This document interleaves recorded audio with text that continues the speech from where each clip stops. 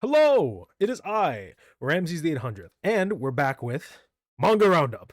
Now we got a decent amount to cover, and also some, I guess, update news. I guess air quotes. But today we're going to be covering a few stuff. We're going to be covering the newest chapter of RuriDragon, the newest chapter of Kaiju No.8, the newest chapter of Chainsaw Man, and two chapters of Ichi the Witch and Kagurabachi in that order. I know I usually do Chainsaw Man last, but I have to cover two series with two chapters out. I want to get those through. I want to do those at the end because it's more. But I'm very excited, especially. I'm so excited for Kaiju No.8, but I'll get to it when I get to it. But we'll start with RuriDragon. So, if you don't remember, last chapter, Ruri did the giant thunderbolt and cleared the skies. And now we're kind of getting like it's not a direct aftermath, but it's like, I guess, logical aftermath.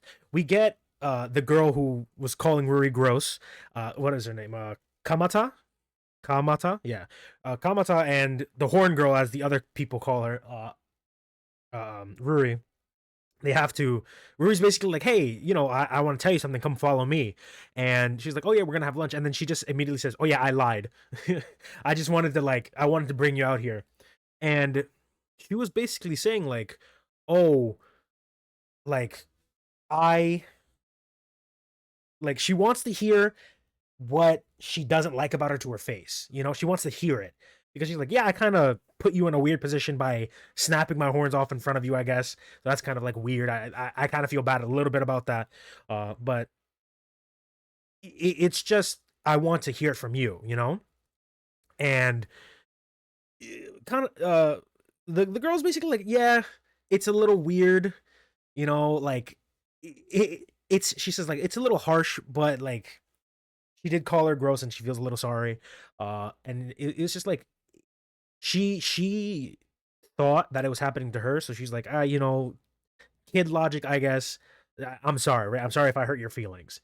And Rui's just like, yeah. And she goes, so I'm gross, right? I'm weird. And the girl goes, not gross, more just weird. And I love how they keep bringing this up into the story. Also, beautiful art right here. I love how they keep bringing this up in the story where it's like, you're half dragon means like some bestiality went down, which is so funny. And Ruri's like, I don't want to think about that. I don't want to think about how that happened. I just know that it did somehow. I don't want to think about like the inner machinations of that. Um, and the girl says, "Oh yeah, I just kind of don't know you. So me having that distance kind of made it easy for me to go, oh, she's gross, she's weird. But since I'm getting to know you, I'm understanding that you're less gross." And Ruri does this kind of intimidating thing, which is like, I'll show you everything that I can do, like my entire thing. And then we're getting to the festival, I guess. I think it's a sports festival. I don't remember. But we're going to the festival. Like they have the shirt designs, which look a little weird. They look like throw up. But we get this really cute little scene, and it's all the people, all the members of the committee are wearing horns like Ruri, and that's so cute. The girl's like, oh, I want them too. Give me some of the horns. She's like, no, no, no, it's only for committee members. And it's kind of like a bonding moment where it's like, oh, we all have horns, we're all weird, and it's like, oh, now you know how. Now Ruri says like, now that I'm seeing it from the other side, it is kind of gross to have horns poking out of your head. And then they're all like messing with each other, they're all being friends. It's really nice. I like seeing stories like this where it's just like these two had a they didn't really have a disagreement. It was more of like a one-sided dislike. And Ruri went out of her, granted, she went out of her way to snap her horns off in front of her for like a lesson to like teach her something. But in the end, she's like, oh yeah, I understand that you think I'm weird. And like, like her logic kind of made sense. Like, oh, you have horns growing out of your head. You're half dragon. That means weird things. And they settle it like saying like adults is weird, but they settle it like people. Like they talk it through. They don't leave it there for no reason. I really like that about Ruri as a character because she doesn't really let sleeping dogs lie. That's a weird analogy, but it's just like she doesn't let the problems just sit there. She always has to confront it in some way. Whether it's just forcing a conversation between the girl that like seems to not like her, or making a big scene by snapping her horns off after a girl called them gross, and then talking to that girl. You know, it's very um it, again, really weird. It's very human, you know. And I really like kind of what it's saying. It's like I'm trying to think of like what they're saying. It's saying like you can always figure something out. You don't just have to leave things as they are. I though we haven't really seen a situation where Ruri is put in a position where she can't convince somebody, you know. But you know, you don't always have to be put in a situation like that. There's not always an opportunity where you have that kind of problem, you know. And let's just hope that Ruri doesn't have to go through that. But you know, and then we get this really cool scene where they tweaked the design of um the banner, and it's the cat that they were thinking about with on top of a dragon, and that's really cool. We go wild like a dragon. That's really sick. And you know, it's stuff for Ruri and things like that. But I really, I guess you would, I guess this would be the end of this arc, the little sports thing arc. But uh, this is really cool. We're 24 chapters in. It's a pretty decent amount of like stuff, and I I always say this. I never know where we're going, and I'm kind of happy with that. Granted, there's like the milestones and like generic like slice of life stuff. Like you have the obviously we're doing the sports festival now. We have the what's it called? The exams, the mid exams. I forget what those are called. Uh, I think she's a first year. I think she's a first year, so she has like the few other years to go. Um, she has finals she has to go with. She has the reorganizing of classes.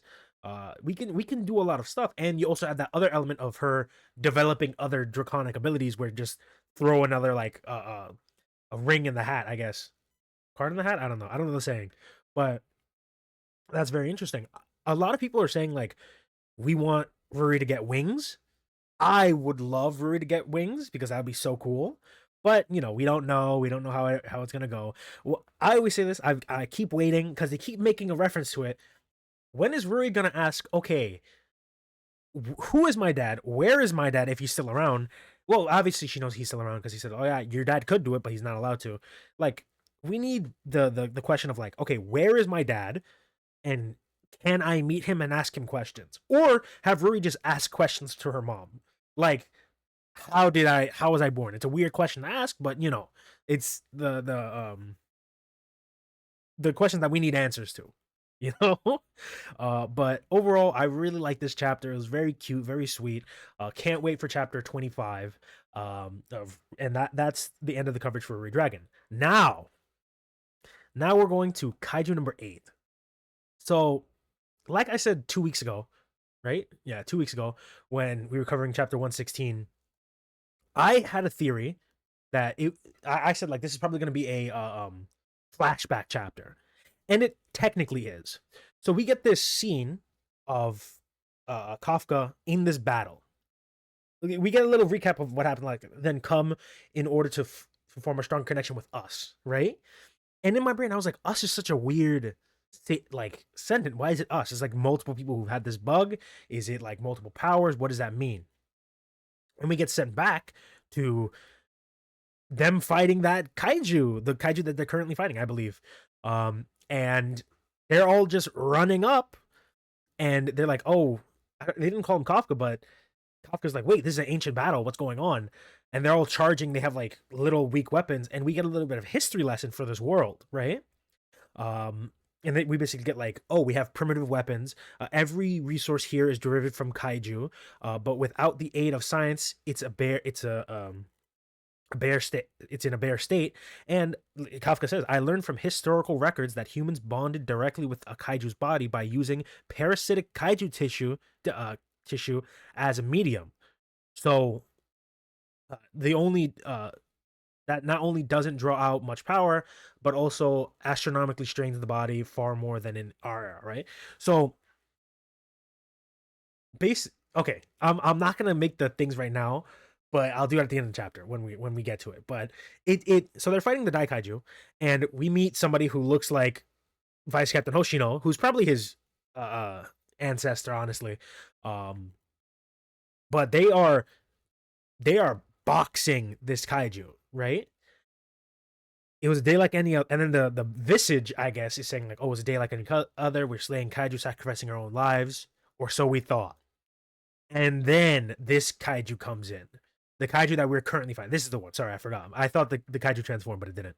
Um, and we like they could not beat this thing. They were getting bodied. Right? Everyone's getting swiped, destroyed, like cut in half. Um, doesn't matter the soldiers, doesn't matter anything. And even the guy who was said to be the strongest swordsman, called the greatest in all creation, he too died. We were all equally decimated. Nobody stood a chance. And it was sad. Like these guys did not stand a chance. They said, our comrades, the fields we worked so hard to tend, the homes we were supposed to return to, our families, that creature stole all of it. We were helpless. And then this really cool thing, the shame. The shame.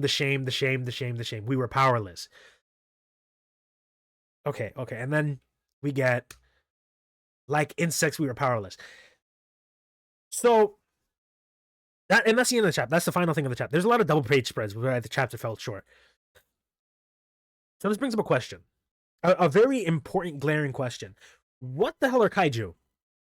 Because if we can see here, it seems that the spirits of all these soldiers kind of coalesced and condensed into one being.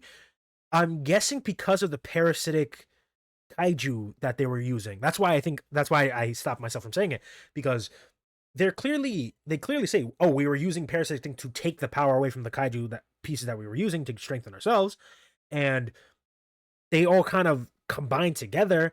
I doubt this is like physically like merging them together, because obviously half of these people are getting thrown in different directions. They're not all in the same spot, you know? So to me, this reads as all of them, all these spirits, kind of in their both shame, obviously, and anger at this kaiju and at kaiju in general and at their own weakness, that they all kind of coalesce, all their spirits, as it sees here, kind of merge into one being, a kaiju hating parasite. Right? So, again, my question is, what the hell are kaiju? Are kaiju like spirits? Are they like what is a kaiju? Can they be created? Like, the way I'm thinking about this, at least in this case, is kind of like Godzilla from Godzilla, Mothra, and King Ghidorah, all monsters all out attack. I think that's what it is. Whatever, GMK. I think that's what it's called. I think it's that Godzilla, because that Godzilla was the combination of all the people that died because of the Hiroshima bombs. I'm pretty sure. Is that what kaijus are like? Like with certain events of mass tragedy, souls combine into like creatures, or is he a unique existence? That's the question. Because obviously these kaiju are smart. They have consciousness. A lot of them can speak and think. So at least the higher up ones, like the really smart ones, can. But how does this work? And we also know now, because of this, that kaiju have always been around. They've always been around for probably thousands of years, probably since the dawn of creation. But then again, what the hell is a kaiju? Because if they are spirit things like this one is, maybe, then how come you can cut them open? How come they have physical flesh? Or is it more of like a symbolic thing where it's like, oh, all of our hatred kind of created this creature, even though it was technically our flesh? You know what I mean? This is so interesting, and I really want to know, like, what happens next, because he did say, the spirit did say, we like get to know us, right? But when they say us, do they mean, is Kafka the first person to inherit this power? I doubt it, because if this thing was around during the over I think 100 or something years ago, this thing has to have had a host before, right? Because if not, but this also doesn't explain the whole, oh, I found you when the insect thing first came up. Maybe it was looking for like descendants of its original people. I don't know. We're gonna find out probably next chapter, but as of right now, oh, it's like it's right there, right? This chapter felt so short, but it was really action packed, and I'm very hyped for next chapter, because now we know what the parasite is, kind of. we have an idea of what the Oni people, like those soldiers, were now, and we're kind of understanding a little bit more of the connection between Kafka and this creature. Because if this isn't Kafka, because obviously Kafka doesn't have the scars on his face, if this is like a almost like ancestor of Kafka, and he was the one that turned into the thing, I don't know how it works. And if he was the one who, that's why I was saying, oh, I found you, aka I found my descendant, or aka I found a descendant, you know. But this chapter was crazy. I'm very excited to see what happens next. I can't like, oh my god, I can't contain my excitement. Theory for next chapter. No. Theory for next chapter. We are going to get a we're going to continue this flashback, and we're going to see the early stages of this creature. Like how it came to be, if it had other hosts, and maybe at the end of the next chapter, chapter 118, we're going to get Kafka being like, okay, cool, I understand. I have a deeper connection with you. Kaiju mode, you know, like actual full merge kaiju mode, where we have the strength of the berserk mode with the smartness, air quotes, smartness of actual Kafka. You know, like, but at the cost of him, I don't think, being able to return to his human form. Or maybe the opposite, where it's like, oh, you finally killed this kaiju. We can rest easy and the monster goes away. And then he loses that power. Maybe something like that. But I'm very excited. And this again, to me, reads as like, oh, this is the final boss. Especially now, since this is the whole origin of the creature inside of him, you know? And that's pretty cool. I'm very excited. I'm ecstatic, because for me, I feel like if we keep going on this pace, where granted that we're in a flashback right now, so I think maybe I don't think we've gotten any announcement that Kaiju number 8 is ending soon, because you know, basically every chapter comes out 2 weeks, you know, it's gonna be a minute. But I think that probably, I don't think by the end of the year, what is it, November? No, I think maybe at the beginning of next year, Kaiju number 8 is going to be near the, like, probably 2 or 3 chapters out. That's my theory. But that was Kaiju number 8, chapter 117. Love this chapter. Now we're going to Chainsaw Man. Oh, buddy. Chainsaw Man chapter 182. We pick up right where we left off. It's called Cute. We pick up right where we left off with Yoru kissing Denji, and Denji's just like, I can't. He goes spiraling, and he's like, why did you kiss me? That doesn't make sense. I had thought, I don't remember if I said it, but I was thinking like, oh, you're cute when you cry. So whenever he's sad or when he's upset, she goes, oh, that's cute, and then she kisses him, you know? And then she kisses him again. Denji can't like live like he can't like relax. And he finally shows some initiative and is like, stop coming on to me, stop doing that, I don't like it, right? It's like my life keeps alternating between sexy and terrible, right? And he says it's driving me crazy, like I can't, it's like when somebody comes on to me, it's like everything else doesn't matter, and I hate that, right? I can't reflect on my mistakes, I can't do anything, and I feel like garbage, right? Again, we're getting more of how Denji feels, and I love that, because Denji is such a he oh my god.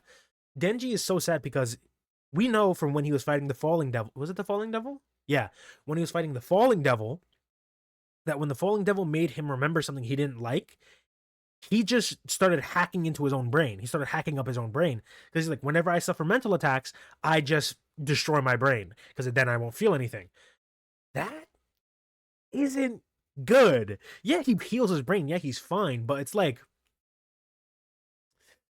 that shouldn't be your coping mechanism. Because we saw when he was experienced the Falling Devil, he saw Aki and he saw power. And I think he saw Makima, but I might be wrong. And the moment he saw that, he started floating up. And then he was like, no, like hacked at his own brain so that he wouldn't think about it. And I feel like that might be something he does and something he does normally. Like he just, by default, whenever he has something he doesn't like, he just puts it off to the back of his mind. We know he did that when he was a kid because he pushed away the fact that he killed his father, I think. Yeah, that he killed his dad. So he doesn't remember any of that because he repressed it. And he keeps repressing things, and nothing's like, no one's helping him, you know? And he's what is he? Like, I think he's 18 now, maybe still 17. He's still a kid. He's not doing well. But we get him saying like, oh, you know, I feel hopeless, I don't know what to do. And we get who in this panel kind of gives you the impression that it's Asa, but it's yours, like, oh, I felt hopeless too. Like you, I lost people who were like family to me, but I got over it, you know? And if I can get over it, you can too. So, you know. But that's perspective from a devil. It's not the perspective from a human. You know? Like she's like, yeah, and I got over it. You know, because I had the momentary thing, which I doubt. I doubt she actually got over it. She's just not thinking about it. You know, and since devils are very priority, like dictated, she's like, oh, I didn't think about it, so I don't care. And then we get this. We have Asa basically wringing back control and giving a little bit of a story to Denji, basically saying like, yeah, my life sucks too. A long time ago, my mom and I were running from a devil. I tripped and she saved me. My mom got eaten by the devil because of me. And she's like, oh, like I think about it every day. I was wondering if I could do this, if I could do that, maybe it would be different. And Denji goes like, how did you get over it? And she's like, I can't get over it. There's no way I could. That's just impossible, right? She says, but Chainsaw Man taught me something. You taught me that I still have something to live for, something I look forward to so much that I'm willing to eat a cheeseburger. Stuff, stupid stuff. And then Denji just upchucks a devil. And it's the Snow Devil. And then we're on a boat with Aki in power. Next chapter is going to destroy so many people. Because, like, we're getting a scene that we probably was definitely not in the original manga. And it's connected to snow. And I think there was a theory going around that Chainsaw Man, like Pochita, like the Black Chainsaw Man, the Chainsaw Devil, was specifically targeting things and eating things that made Denji upset. You know? Like he targeted mouths, he targeted ears, he targeted like snow, I guess. And this also shows that Denji is connected to Pochita in the way that he can throw up a devil just like Pochita can. And this snow is connected to a memory of him that he had with Aki in power. So definitely next chapter is going to be a flashback. And we're going to see this scene, which is going to be the first time we see Aki in power, like actually alive again in a long time. Oh my god. This scene is going, no matter how goofy it is, no matter how like stupid it is, this scene is going to hurt. This scene is going to hurt, especially if they're acting like a family now. Oh my god. This might be a flashback, but this also might be an illusion.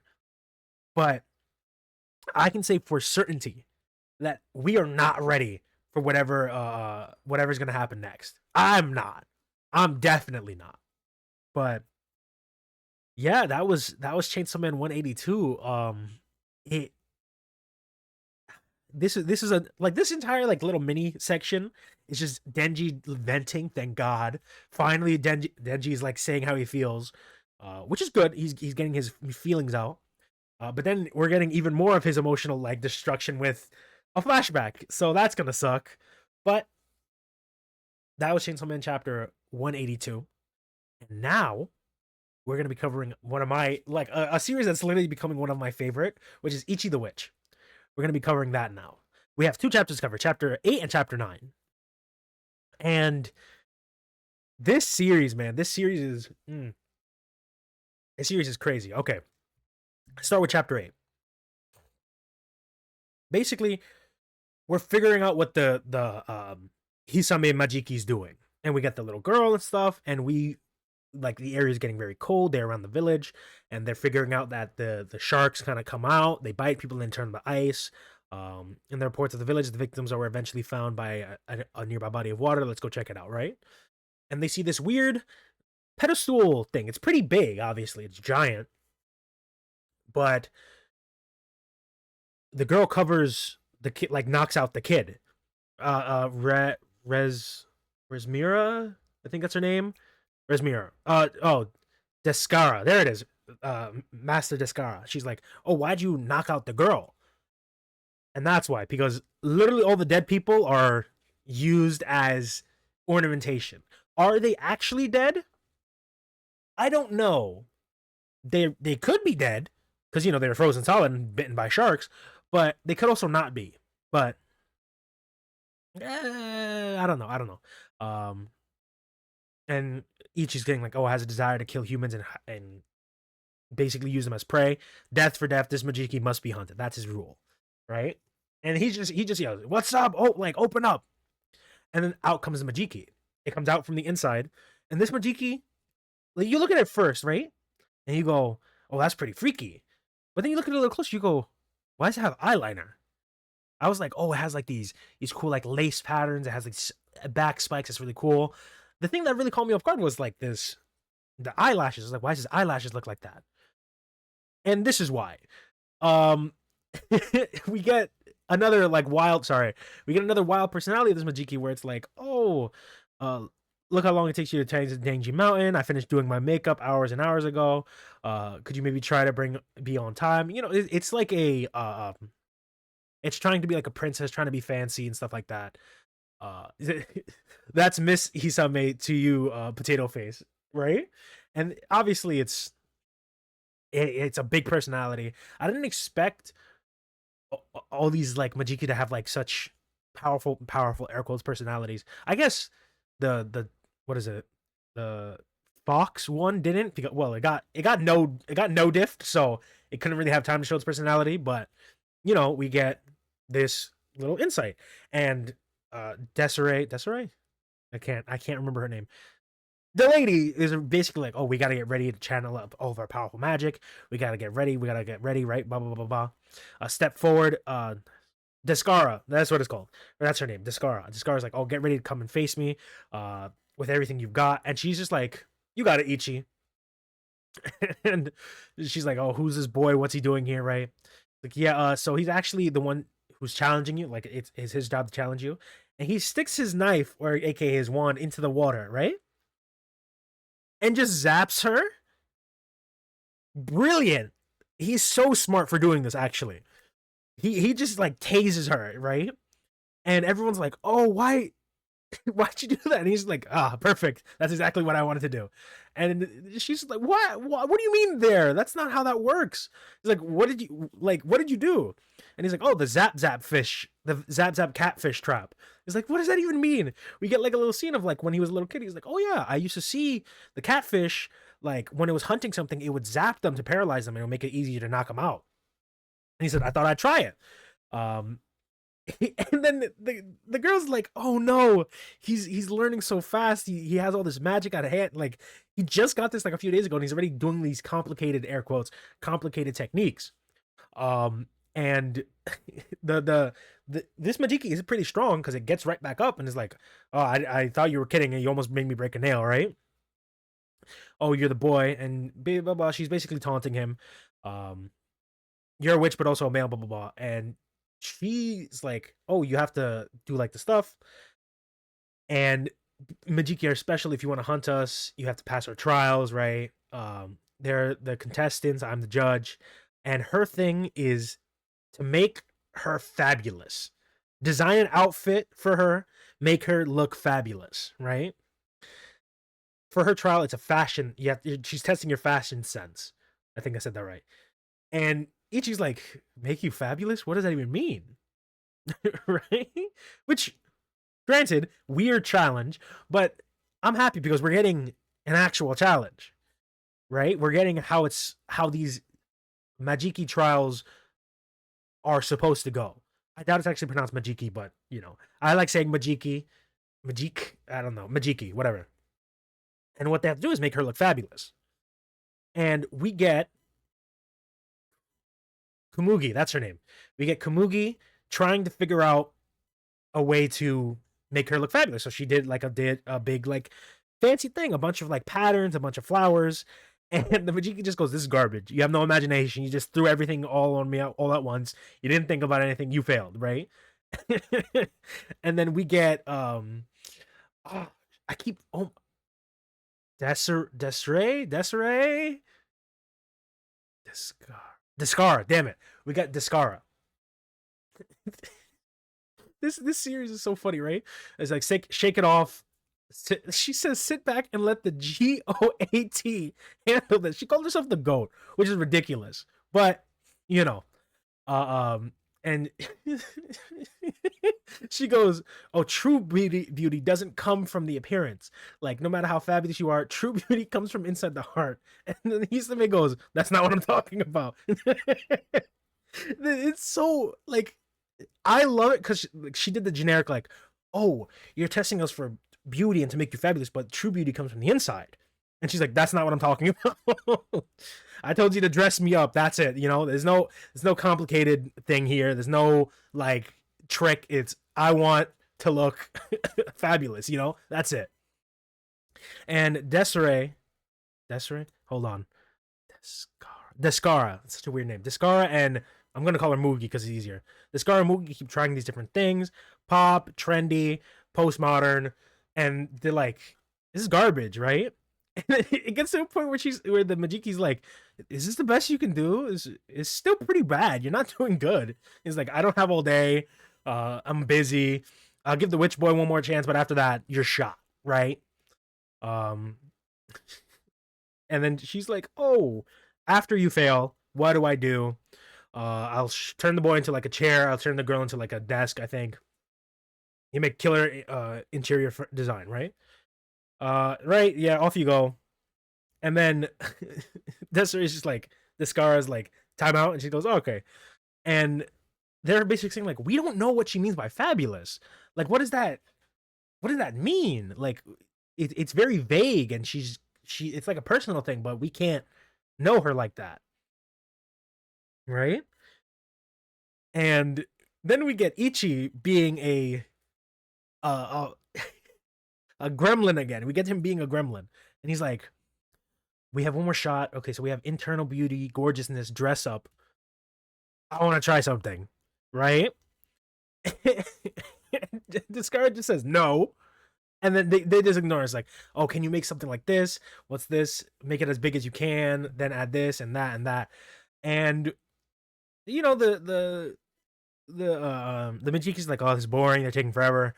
And then we get this scene of Ichi just like, "I'm ready, bro. Like, let's do this." And obviously, we see like how he is. He's riddled with scars. Makes sense. He was in the forest by himself for a long time. Um, uh, Mugi's embarrassed. If based on how this is going, Mugi seems to be like quote unquote the love interest. I'm putting giant air quotes on that. She likes him to a certain extent. Um, Descara is just like, she doesn't care. She's like the mentor, I guess. She's the mentor type. And I can't because the series makes me laugh. The Majiki's like, "Oh, you're going for sex appeal." And he's like, "No, not exactly." And it's like, "Oh, then what?" She literally tells him to start dancing on a pole, and he just does the same thing again. He just puts the knife in the water and zaps her. And like she's like, "Oh, boring. I guess I'll just freeze him." And he just swan dives into her mouth. He's in her stomach now. And then comes like a crazy scene. He's inside of her stomach, right? And he starts using Inazura to cut like the spine, like basically fillet her from the inside out, which is metal. You'll see a little bit. And he sings a little song, first a little shallow cut right along the spine. He's not really singing, I guess it's like a hum thing he did by himself. And then he just flays her, like he chops off the sides, like, and all that's left is the middle. And he says like, "Oh, okay, I'm not finished yet." So like, he just, I don't know if this counts as her dying, but he basically just killed her because he carved his way out like a psychopath. Sorry, like he's not finished yet. He has something else to do. So either this kills the Majiki, it kills the Hisame, right? Or he's going to use, I guess, her body to make herself look different. I don't know, but I doubt it. I doubt he's gonna do it. I think he's just gonna kill her. She killed a lot of people, blah blah blah, stuff like that. So I love this series. This series is so funny. So we obviously have this big climactic final shot, but what I'm excited for is what happens a little after this, right? Because we see him do his death for death. We trade lot. You took a life, I'll take your life. It's the evening out of things, right? I have a question in the sense of we've only seen Majiki with killer intent, like with the intent to hurt and kill people for no reason, right? And obviously Ichi gets to be himself. He gets to go, okay, time to hunt, time to kill. But what if he encounters a Majiki that doesn't mean to kill people? You know what I mean? Because obviously the shark is purposely killing people. The lightning fox was killing people on purpose. His little devil, can't pronounce his name, was killing people on purpose. That all makes sense. But what if he encounters like a fire Majiki, like a fireworm Majiki, let's say a fireworm that was unintentionally killing people? It wasn't killing people on purpose. It's just from the matter of how its body would be. It could be really anything that's like inherently dangerous, just accidentally killing people. How would Ichi react to that? I'm very excited to see, and I hope the series gets the opportunity to like develop in that way where we see how he interacts with this. Will he just actually do the trial? Be like, okay, let's do this, because we also like I said, the Majiki that we've seen haven't been peaceful. Like in the opening chapters, we saw one like a water Majiki going like, "Oh, you drink all this water and then you can use my power." We haven't seen him deal with something like that. It is, like I said, it is still very early, but I'd like to see him deal with a Majiki like that. A Majiki that's kind of misunderstood, that's unintentionally doing stuff. And he has to wrestle with, well, do I kill it or do I actually do its trial in order to do it? And would me doing that trial count as me killing it? That's that weird I guess nuance to what he's doing. But yeah, I hope and pray this series is like getting the numbers up, because this series is really good. I really want it to succeed. And for as long as it's still here, I'm gonna keep covering it. Those are the 2 chapters of Ichi the Witch, chapter 8 and 9, and now we go to the real GOAT, yeah, the real GOAT, Kagurabachi. The love that this series is getting is by far my favorite thing. I love how popular the series is getting. I love like the attention it's getting. It was at Comic-Con. I said it before. I said it last time, but it was at Comic-Con. That's ridiculous, But we got 2 chapters covered. We got chapter 55 and chapter 56. Chapter 55 is a little bit of like background. We get some of the retainers of the blind swordsman, and we get a little bit more of him fighting. Right? He's fighting this guy. They're going around chopping people up, and we get the retainers coming in to help him out. And we get more.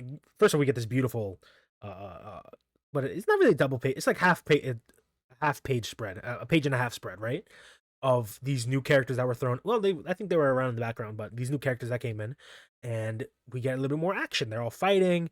They're all doing stuff. We're getting the other swordsman wants to jump in, but they're like, oh, we have to keep fighting. And the thing is, you have to watch out for his technique for the blind guy, because he can't see and he's just attacking everything. And he says he's gonna get himself killed. And we get this really cool shot of him basically trusting the blind guy. Again, names are not my strong suit. I'm really bad at names. Uruha's the guy who jumped in, and the blind guy was basically attacking everyone, but Uruha was fast enough to dodge, right? He's like, you don't have to worry about me, I'll adapt. And then we get the scene of like, oh, we have to like teleport him out, we have to do all this, and we get this scene of Hikaru saying like, basically about to lock in, right? He says, I'm the only one who hasn't risked his life yet, right? Everyone's sacrificing themselves, everyone's doing their hardest, I haven't done shit yet. kind of true, but also kind of not. And he's like, he's getting ready to lock in. He's like, I'm gonna lock in, right? And I remember when this came out, everyone was like, oh shit, he's gonna lock in. He's gonna go far. He's gonna do shit, right? Chapter 56. First off, beautiful art. Look at that. That's amazing.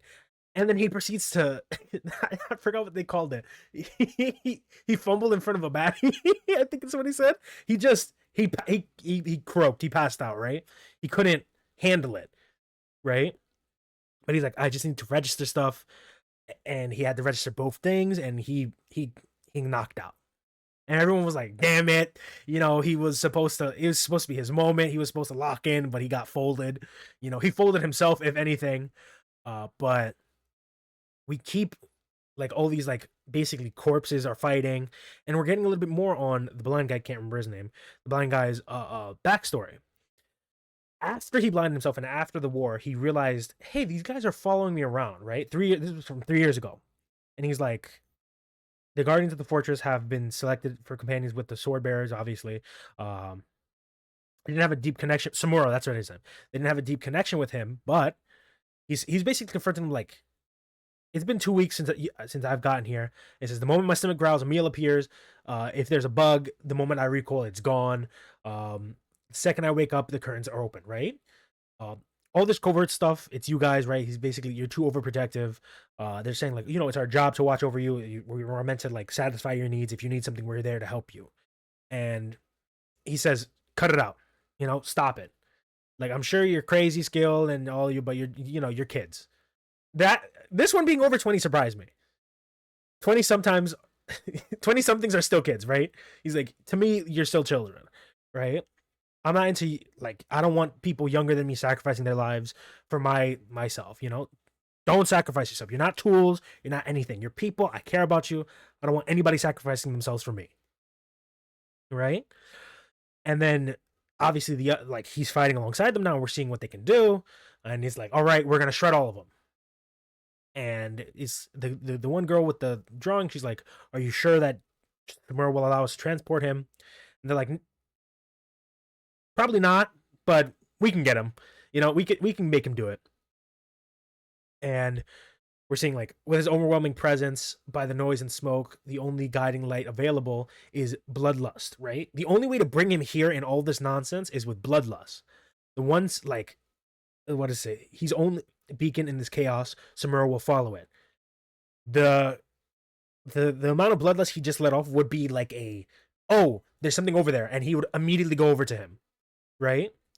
And he's basically taking him by force. But and he sings thank you. They send him away. I say, get that man out of there. And he says, I'm going back. He says, no, I won't let you. We're taking Hikari. We're taking Hikari and going down the cliff. We're out of here, right? It's only victorious.